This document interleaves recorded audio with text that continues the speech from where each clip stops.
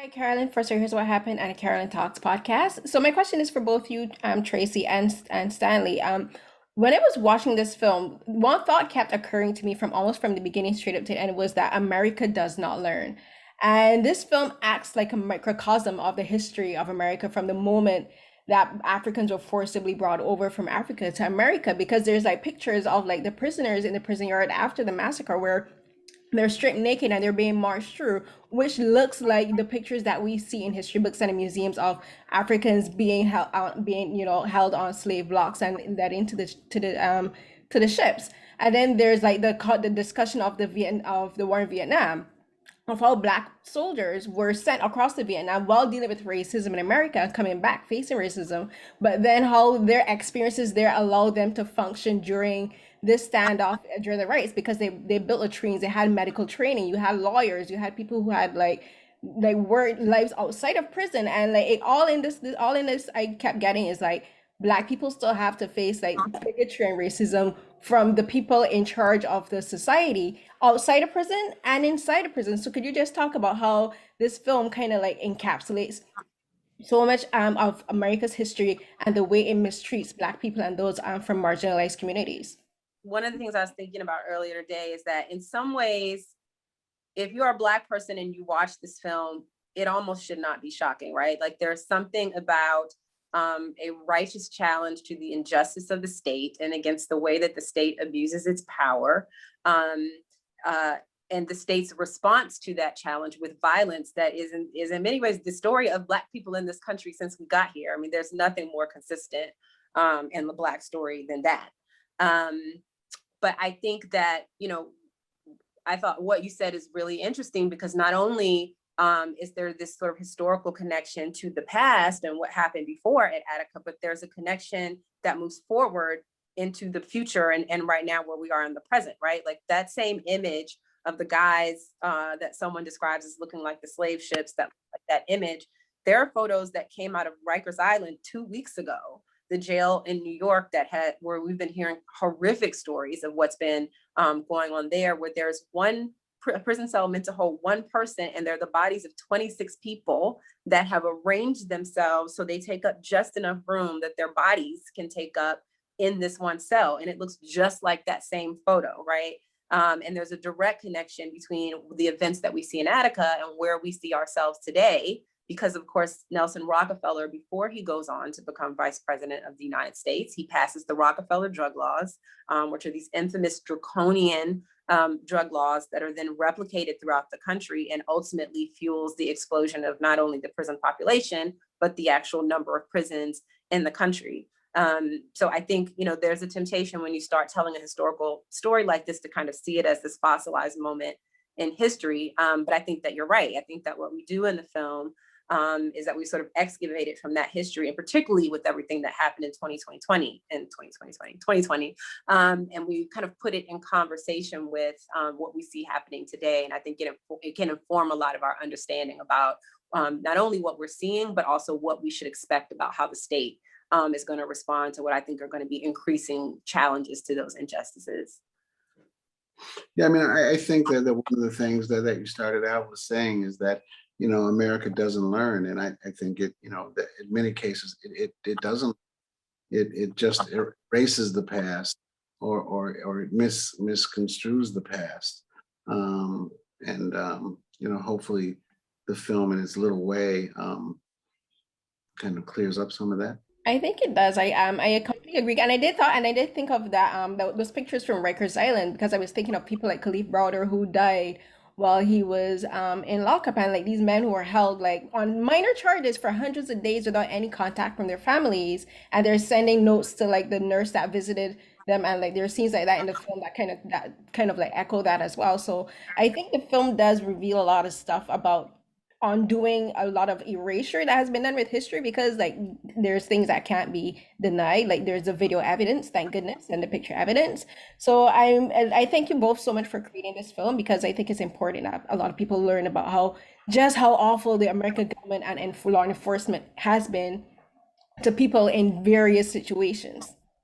Yeah, I mean, I think one of the things that's central to the film is that the prisoners really quickly after taking the prison over, invite the press in and say that they need the press. They want the press to come in. They want the cameras to come in, and they want the reporters to come in. And so the reporters come in and film. And though that photographic evidence and film evidence exists, and so that it allows us to make the film.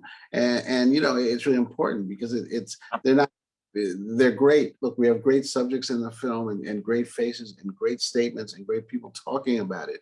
But, you know, combined with the visual element that you see, that's what I think makes the film so powerful, because the footage, you know, I mean, I've done a number of historical films, and I've never seen anything like the footage that we use in this film. I mean, it's just amazing.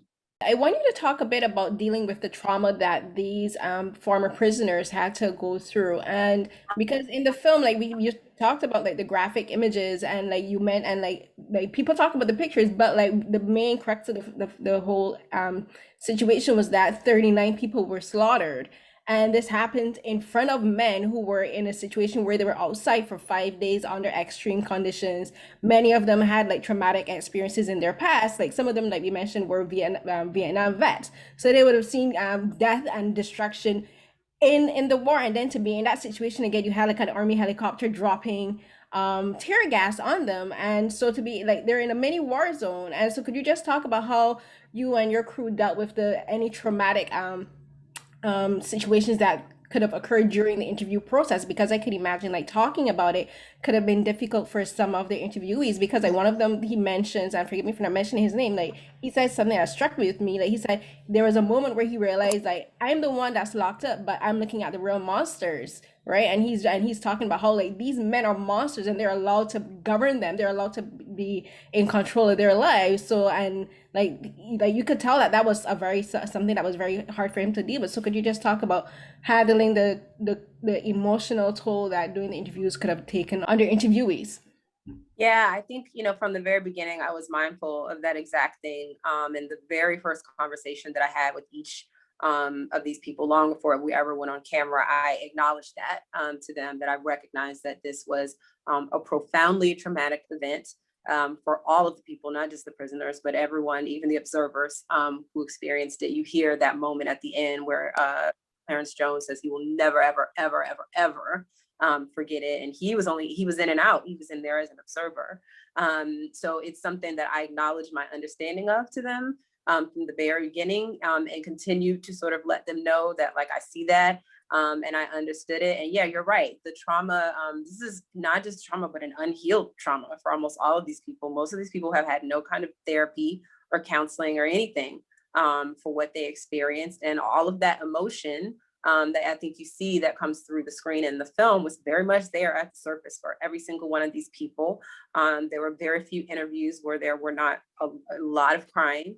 There were few interviews where, and I think this also comes through in the film, the rage over the injustice of what happened to them was right there at the surface, because I think what happened on the 13th was the ultimate dehumanization. And that's all they were, you know, really asking for, was a recognition of their humanity. And that does something to your soul when that happens to you.